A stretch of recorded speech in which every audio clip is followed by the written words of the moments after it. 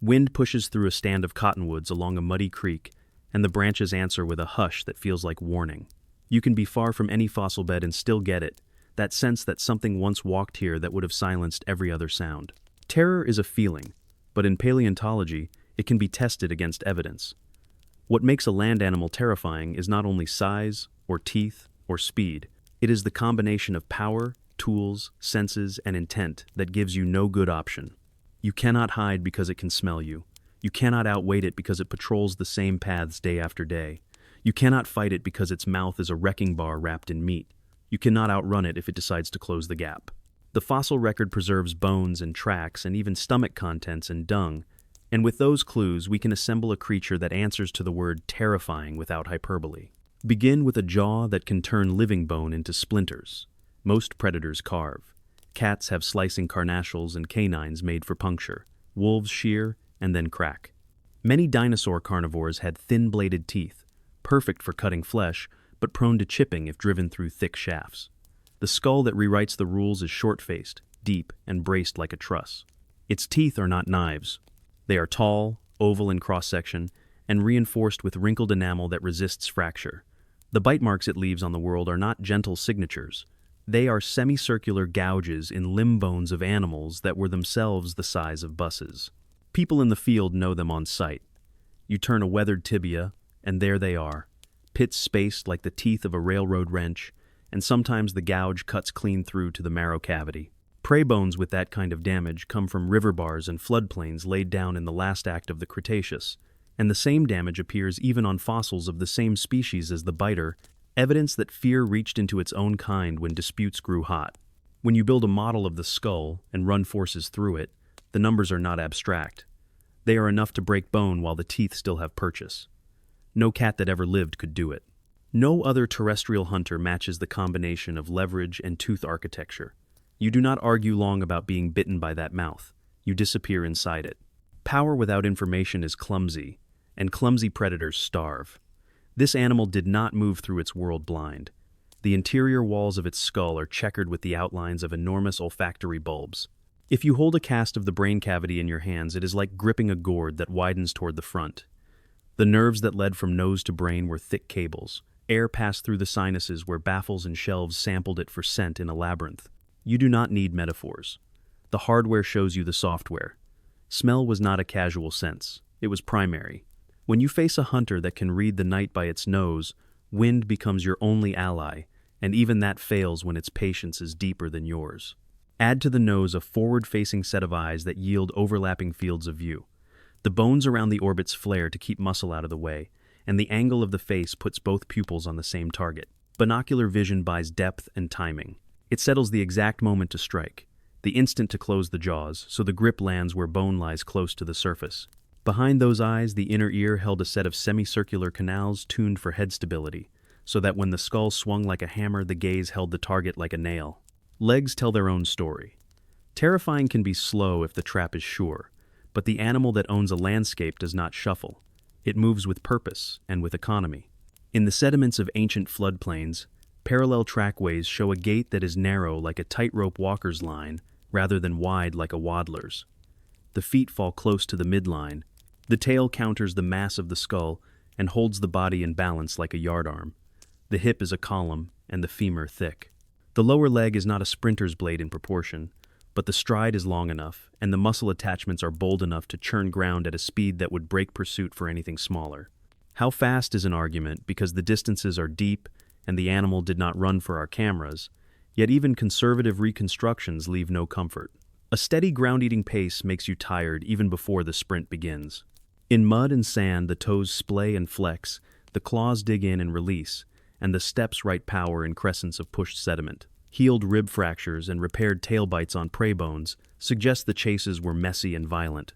They also suggest the predator was not alone in the business of landing blows. Prey fought back. Terror is not a one-way emotion in a world of horns and armor.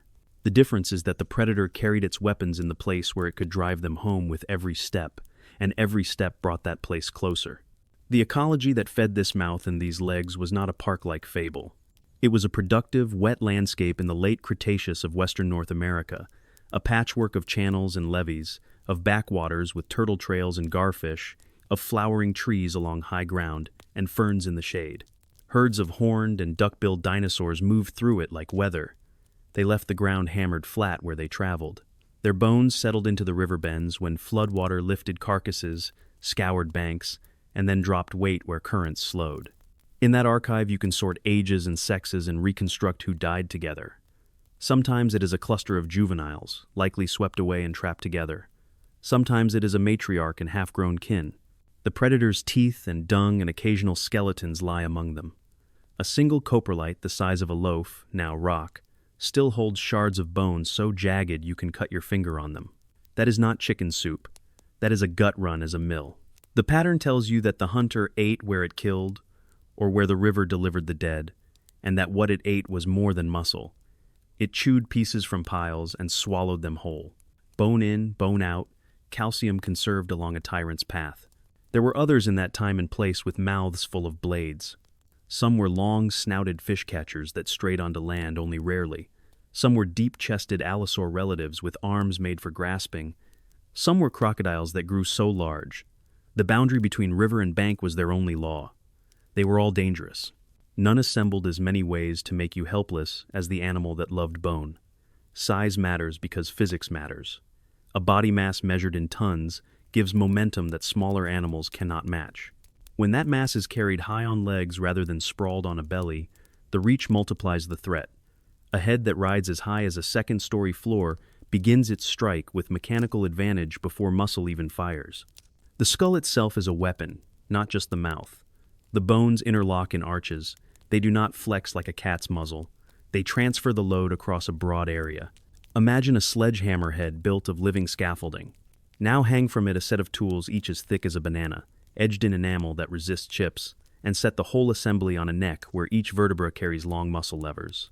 You do not have to love poetry to find terror in that geometry. There are those who point to other candidates for the crown of terror. The big saber-toothed cats took down prey heavier than themselves, with canines that could sever carotids and collapse windpipes. They were ambush kings, and their courage was written in broken sabers and healed backs. The short-faced bears were massive omnivores that could commandeer a carcass at will and run a horse into the ground. The bone-crunching dogs of the Miocene broke limbs and ate the problem whole. The Gorgonopsians of the Permian were saber-faced reptiles that dictated their own centuries. The giant crocodilians that hauled themselves onto floodplains in the Cretaceous dragged whole animals into the dark water with one roll. Each animal brought its own scale of fear to the world that hosted it. But if you ask for the one that would most empty a plain of other footsteps when it walked, you return to the tyrant's trail. It is not just the kill, it is the ownership of the space. Smaller predators cannot eat whenever they want if the big one is near. They learn this. They watch wind and shadow and withdraw to the understory. Scavengers time their approach with caution. Even the herds adjust. Trackways widen around the places where that smell lingers and accelerate where the ground opens for running. Terror that changes the behavior of animals that never see you is the kind that rules. Bones from the same individual put flesh on these words. One skeleton reveals that the animal kept growing into late life, growth rings thinning as seasons accumulated. Another shows an infection in the jaw that must have hurt with every step, yet the limb bones show no starvation rings. It ate through disease. Healed ribs and fused toe fractures tell of falls and blows that did not end a career. A skull bears punctures the size of hen's eggs that match the spacing of teeth from another of its kind. That fight did not kill it either. All of this tells you that the body plan was not a glass cannon. It absorbed punishment and stayed lethal. Injuries that would end a long dog season early were barely footnotes in this animal's ledger. Terror is partly the quiet confidence of something very hard to stop. Fear in humans has a tuning fork. We are primates with a heritage of being hunted, and bodies like ours respond to certain shapes and movements with a charge of hormones whether we wish to or not. A face with forward eyes holds us. A low approach and peripheral vision tightens our breath. The sound of heavy footfalls makes our skin remember before our cortex does. Put those inputs into a Cretaceous dusk. The light goes slanted, and a backwater carries the faint chimes of frogs. A herd ahead blows through its nostrils. Birds rise from the reeds. Then the cottonwoods fall quiet. The wind shifts. A shape emerges along the river path where silt holds too few footprints because everything that walked here stepped on the same firm line. There is no doubt about what is coming, and no tool to fix it. One of the bitter facts of terror is how honest it is. There is no disagreement between want and ability in a tyrant's body. The habit of hunting leaves maps you can read after the hunter is gone. In places where river bends cut into old surfaces, repeated paths leave compacted ground that resists erosion. People stand on such bars today and feel the unexpected firmness underfoot and wonder why. The answer is that the animals of the floodplain, year after year, chose the same lines. Predators learn those lines as well as the herds do. They meet at pinch points. Skeletal joints of prey accumulate there. Bite marks of many sizes cluster within reach of shade trees that held birds and salamanders and, on long branches, nests. Along those points, the tyrant's teeth left a gradient of damage. Calves show small gouges at odd angles where a head dipped into a crush. Adults show deep scallops where a wide jaw clamped high. Occasionally, a pelvis is chewed thin like a basket's rim, marrow gone, the rim polished by a tongue built like a 16-pound rasp. The fear you feel after the fact is not superstition. It is your body catching up to the arithmetic of the field. Science is not satisfied with hair-raising. It wants testable claims. Artists show you skin, but measurements show you lives. Stable isotopes of carbon and oxygen in tooth enamel line up diets with habitats. The tyrant's enamel returns a signal that tracks the open floodplain more than the swamp margin. It was not a fisher that shadowed inlets day after day. It was a walker and a watcher in the lanes between levees and dunes. Microwear on tooth tips reveals pits and scratches like tiny meteor fields. The pattern favors bone and tendon over soft fat. The argument that such an animal must have scavenged because it ate bone ignores the obvious. It ate bone because bone was there, and it could, not because it needed to wait for death. Healed bite marks on the hips and tails of horned dinosaurs add another proof. They survived attacks that left those signatures. The predator was striking the living and sometimes leaving them to limp away. Ultimately, the bones brought to the river are the average of 1,000 days none of us saw. The signatures match a hunter that tested and tried and often succeeded. Terror also has a calendar. It changes with age. Young tyrants carried narrower jaws, longer legs in proportion, and teeth not yet freighted with bone-breaking ridges. Their damage on bones is different. They appear to have chased smaller prey and darted on longer legs through denser cover. As the body deepened and the skull thickened, the diet shifted to what we think of as classic big game. That ontogenetic niche shift meant that one lineage occupied two roles in an ecosystem as it aged. It is as if wolves became bears by growing.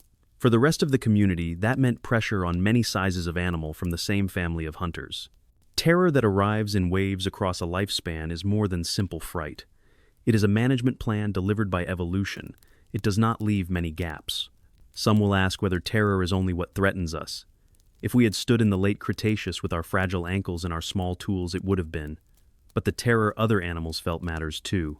The difference between a plane that grinds on and one that resets is often a question of how effectively the top predator culls and moves.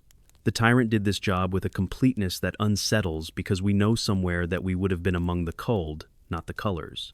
It trimmed herds in flood years and in drought years. It pressed scavengers off kills.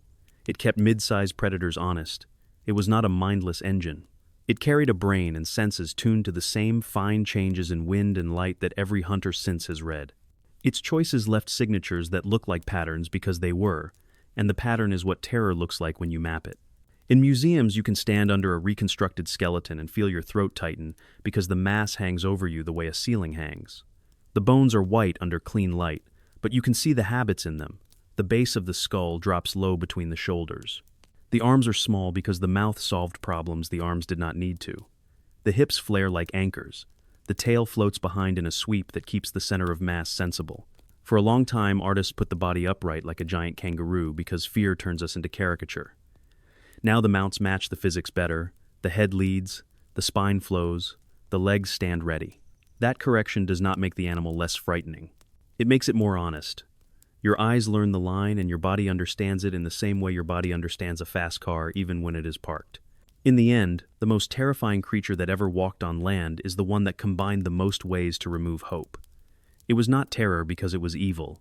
It was terror because it turned a landscape into a chessboard where most moves failed for those on the wrong side of its mouth. Its teeth were not delicate knives, they were stakes.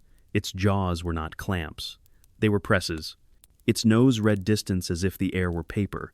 Its eyes overlapped into a single field that tightened the strike. Its legs carried it far enough that the word home did not apply to any herd. Its growth turned it from sprinter into bulldozer without a pause in between. Its bones show a life that absorbed pain and kept coming. The ground you are standing on has never forgotten animals like that. Even in the hush of a cottonwood stand on a mild afternoon, your ears prick and your skin reads currents. Something once walked here that listened back to the land and wrote its name in tooth scars. Knowing that does not feed fear for the sake of fear.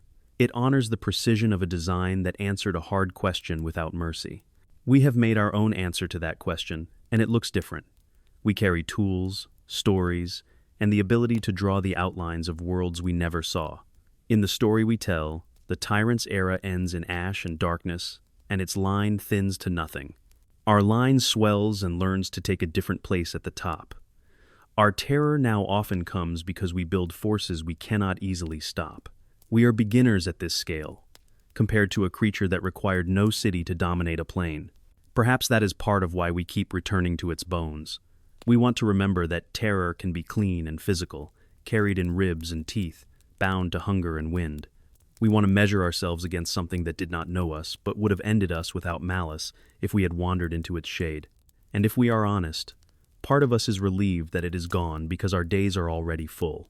The branches still hush when the wind moves. We still look up when the light shifts. But the footfalls we hear now are our own, and the fear that arrives has learned our names.